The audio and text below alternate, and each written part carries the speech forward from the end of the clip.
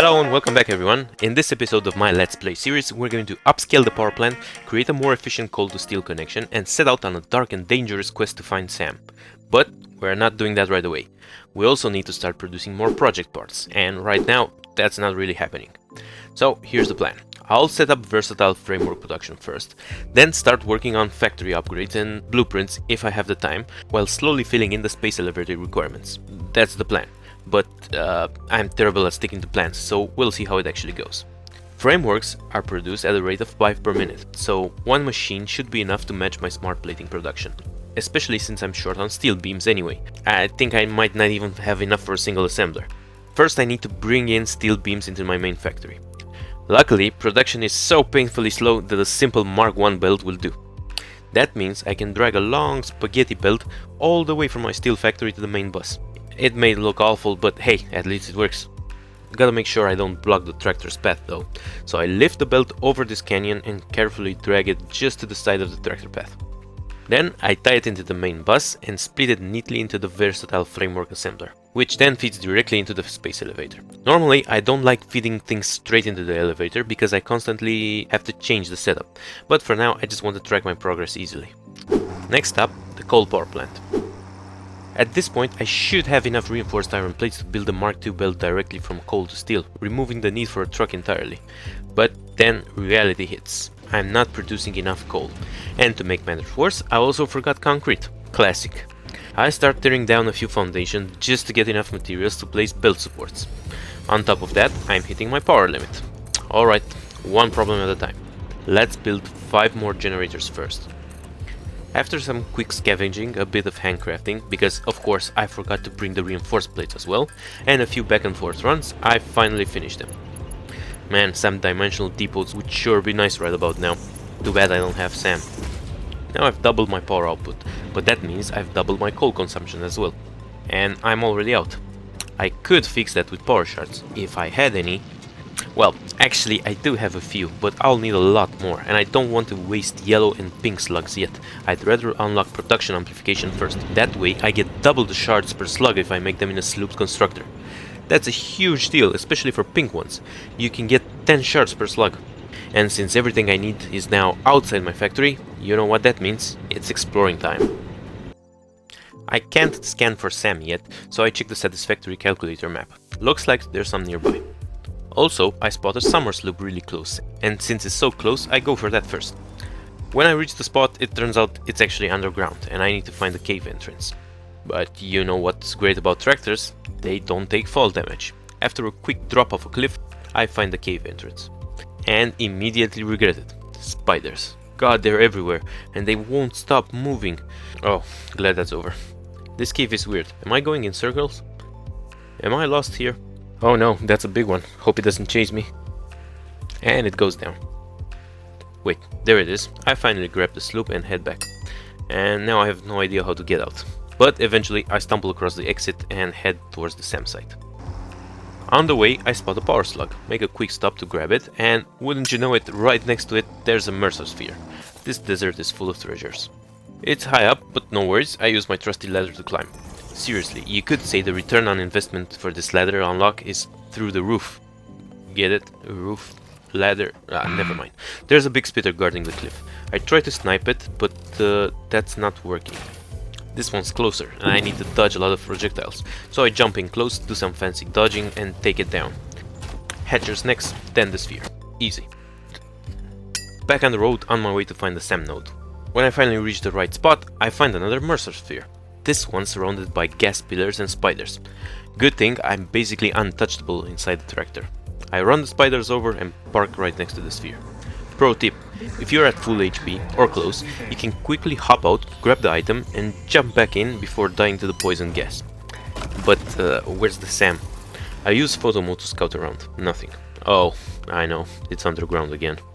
Apparently there's a huge cave under the whole area, and the entrance is, of course, right next to my coal plant.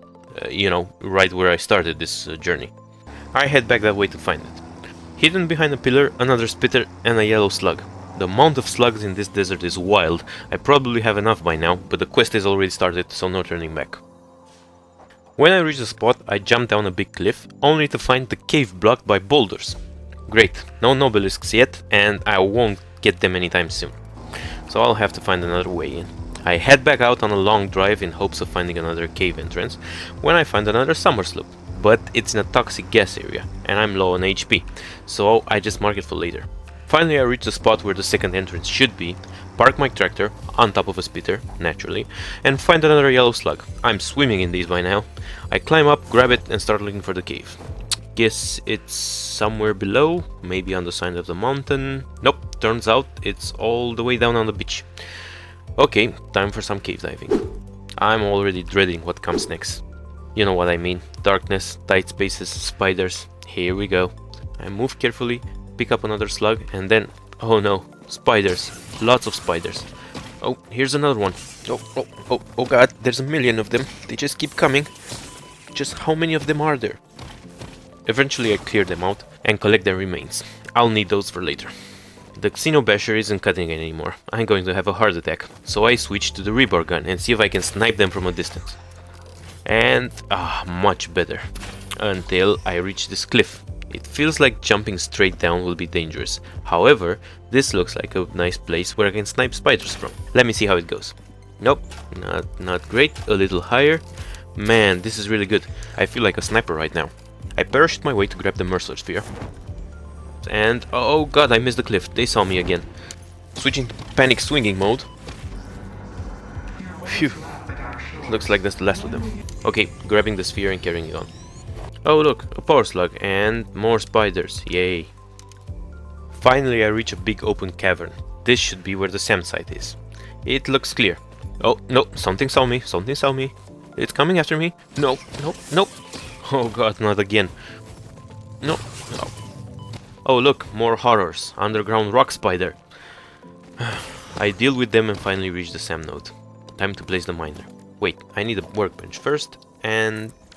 oh, come on, you've got to be kidding me. I forgot concrete. Again? After all that, I'm missing 10 concrete to place my miner. No way I'm going all the way back to base for that, so I'm going to search for a limestone node nearby. But hey, lucky break, there's a quartz node right next to the S.A.M. Perfect. I can blast the boulders and build both quartz and S.A.M straight to my coal area later. I mine up with the quartz manually to unlock the next M.A.M research, and then go hunting for limestone. I make my way back to the beach and head out. Along the way I find, surprise, another yellow slug and some spitters, which I quickly deal with by running them over. Right after that I climb a hill and find a limestone node. I grab enough limestone and craft my concrete, and when I head back, luck strikes again. There's another Mercer Sphere nearby. Bonus points. This detour has been quite productive. I'm starting to feel less bad about having to make it. Now to head back to my cave. I decide to take another route, which is extremely lucky since I found a new crash site. This time it's guarded by 2 hatchers and a very chunky boar. But through the sheer power of tractor to head impact, it goes down fast. And the hatchers follow soon. I grab the hard drive, salvage everything, and finally return to the S.A.M caves. I drop the S.A.M miner, set up biofuel generator for power, and start researching. The early research stages go fast. While I'm at it, I also research the summer slope, and add another miner for quartz. That tree's got really useful stuff as well, like the blade runners. I have to manually craft S.A.M fluctuators, since automating them is only unlocked towards the end of the game.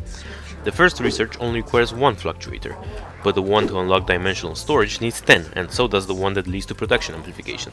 And if I'm to build actual depots, I would need at least 30 more. And they are really slow to craft, and I need a lot of reanimated S.A.M. Luckily, that can be automated, so I lay down a constructor. I keep alternating between quartz and S.A.M research until I unlock everything for now. And I even craft an extra batch of 30 fluctuators. Not enough, but patience isn't my strong suit. I unlock the inflated pocket dimension, though it only gives me 3 inventory slots instead of 6. Must be still bugged. Time to head back to the coal setup.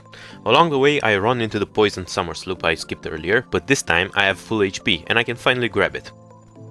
Okay, now that I'm here, time to start the coal belt upgrade. I build a lift up the mountain and run the belt straight towards the steel factory. This is a great start, but I need to climb higher to continue, so I head over to the other side and continue my belt all the way to the steel factory. I actually need 160 coal per minute, but for now 120 will have to do. Now to turn on my second line of generators. I need to produce an extra 75 coal per minute, so that means power shards to overclock the miners. 3 shards on the 2 Imperial nodes and upgrade the belts to the Mark II. That should do it. With that, I bring my total grid capacity to around 800 megawatts. Then I redirect the cold lines, decouple them from the truck stop and feed them directly into the new belt line towards the steel.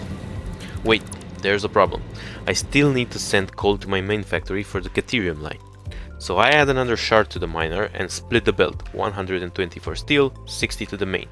Finally, I head back to the steel factory, switch the input to the new belt and proudly retire the truck route. Automation wins again. It's been quite a ride, but now I finally have a direct line between my coal and my steel factory, which I can upgrade later. I have an upgraded power network, and I'm producing 2 of the 3 project parts required for the next phase. I'm in a pretty good position for a massive factory upscaling, but we'll do that in the next episode. Make sure to watch it. See you next time.